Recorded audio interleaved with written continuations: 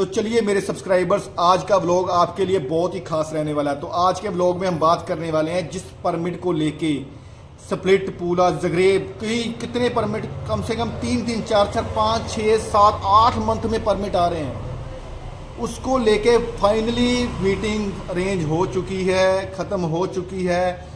European union और Croatian government पे जो दबाव बन रहा था, यूरोपियन यूनियन जो यूरोपियन यूनियन है, जो पूरा यूरोपियन संघ है, पूरे 28 कंट्रियों का या 32 कंट्रियों का, वो क्रोएशिया पे दबाव डाल रहा था कि आपके यहाँ पे लोग ना तो सेटिस्फाइड हैं काम करके, यहाँ से भागकर इटली, स्पेन, पोलैंड, पुर्तगाल जा रहे हैं।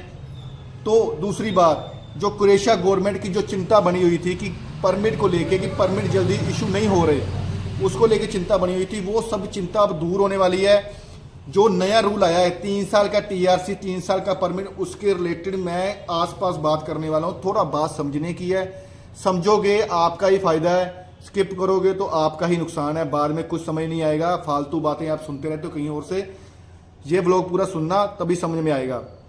तो फाइनली जो मीटिंग हेल्ड हुई है उसमें यूरोपियन यूनियन ने ये दबाव डाला था ऐसा हो रहा है। तो उन्होंने, क्रोएशिया गवर्नमेंट ने अपने आप को ये मीटिंग कम से कम आज से 10 से 15 दिन पहले हुई है, ठीक है। और क्रोएशिया गवर्नमेंट क्या अब कर रही है, इस मीटिंग के बाद क्या कर रही है, जो उसको प्रेशर डाल रहे हैं, ठीक है, वो क्या कर रहे हैं। एक तो दिक्कत कहाँ आ रही थी कि मान लो यहाँ से इंडिया से बंदा जा रहा है क्रोएशिया, और एक एम्प्लॉयर उसके पास जा रहा है काम करने के लिए, ओआईबी नंबर, टीआरसी फिंगर हो गए हैं, सब बन गया, टीआरसी बन गया, और बंदा सेटिस्फाइड नहीं है। एम्प्लॉयर तो आपको पता ही कैसे है क्रोएशिया के एम्प्लॉयर, तो बंदा उसके पास काम करके सेटिस्फाइड नहीं है, तो फिर क्या हो रहा है कि वो काम छोड़ के उसको रिजाइन देके कहीं और जा रहा है। वहां पे नए एम्प्लॉयर के पास दोबारा से परमिट इशू हो रहा है, दोबारा कॉन्ट्रैक्ट बनना है, दोबारा टीआरसी बनना है। तो उसके लिए भी तो एक बंदा थोड़ी है, हजारों बंदे नया परमिट इशू करवा रहे हैं, तो उसके लिए भी तो दबाव बन रहा है ना।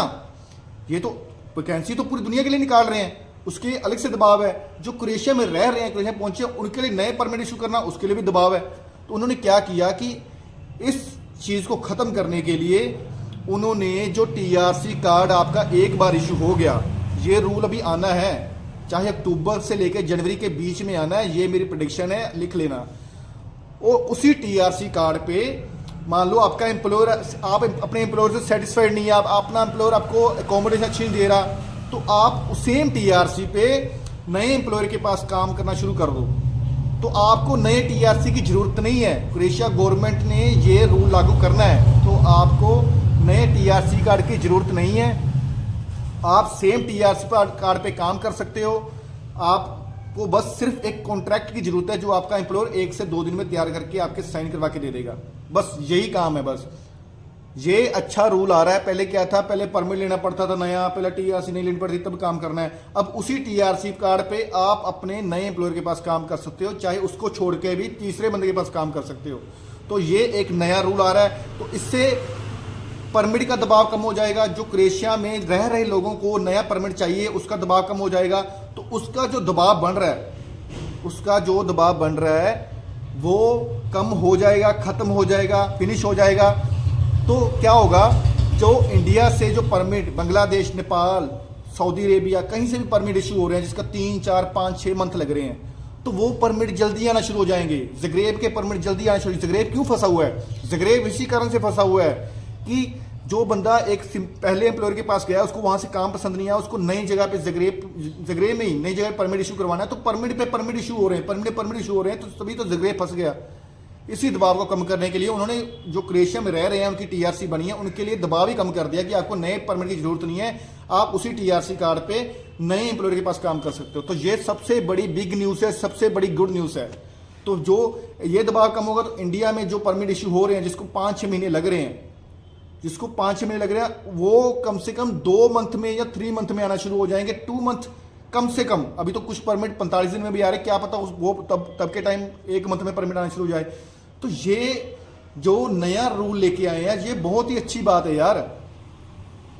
और दूसरी बात, जो 3 साल का टीआरसी और 3 साल का परमिट हम बोल रहे हैं कि पहले तो आप जब जाओगे, देखो अभी ये रूल पूरी तरह लागू नहीं है, जब रूल पूरी तरह लागू हो जाएगा तो तब सारी बात समझ में आएगी, तब सारी बात सामने आ जाएगी, ठीक है। तो ये वहां से एक अच्छी न्यूज़ आई है आपके लिए।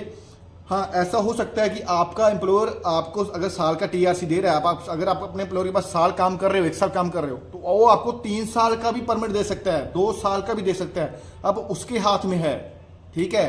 अच्छा काम करते हो तो 3 साल 2 साल का भी आपको परमिट मिल जाएगा, 3 साल का टीआरसी मिल जाएगा।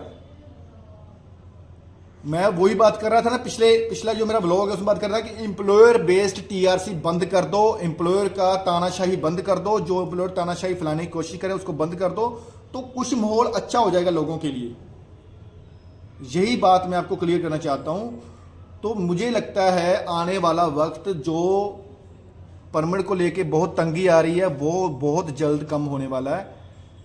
ये चीज़ें आपके साथ क्लैरिटी के साथ मैंने क्लियर कर दी है। कुछ भी डाउट रहता है, कभी मैं फ़ोन नहीं उठा पाता, थोड़ा घर में समस्या है तो नहीं फ़ोन उठा पाता, बट अगर नहीं उठा पाता तो सिर्फ मेरे को टेक्स्ट मैसेज मत करो, मेरे को रिकॉर्डिंग डालो, वॉइस रिकॉर्डिंग डालो मेरे को, ताकि मैं आपको वॉइस रिकॉर्डिंग पे ज़्यादा से ज़्यादा मैसेज कर पाऊँ। अगर मैं टाइप करना शुरू कर दूँ एक मैसेज को तो 200 250 300 बंदा मेरे को मैसेज करता है, तो किस किस को करूँगा ना। तो आप रिकॉर्डिंग डाल दिया करो, मैं आपकी रिकॉर्डिंग सुन लिया करूँगा अगर मैं फ़ोन नहीं उठाता तो। Thank you.